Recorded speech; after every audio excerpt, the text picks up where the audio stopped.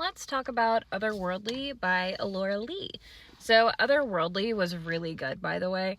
So basically the premise is Eunora is our main character, Nora for short. She's 8 years old, and at the time of her awakening, which is what happens to most of these characters at 8 years old, she is possessed with another soul.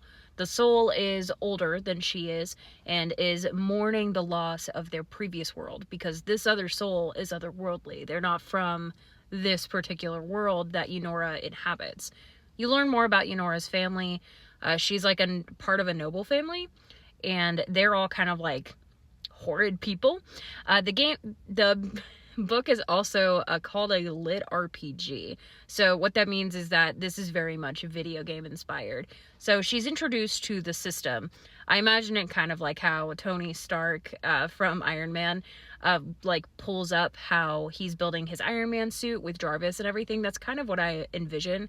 But it gives her system messages like telling her what her stats are, what classes she can pick, what various skills she gets with those classes. And then she also has like some gods that are in this world, in Eunora's world, that are basically like the good god and bad god, but they're like ordering chaos per se. One of the skills that she receives is this skill that like lets her see which god is which path based on what decisions she has to make.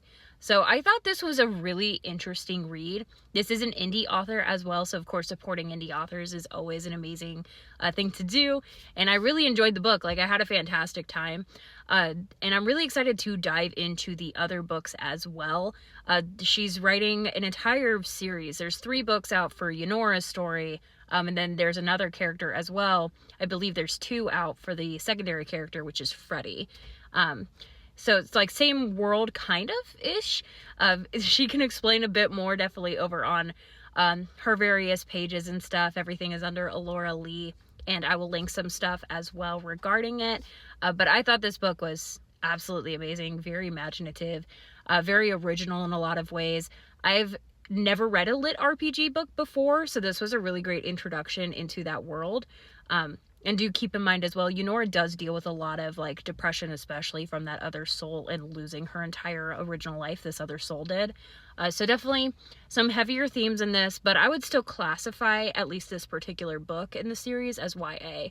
I wouldn't classify this as an adult book. But yeah, highly recommended it. I gave it a solid 5 stars. I'm really excited to see what else happens in this world.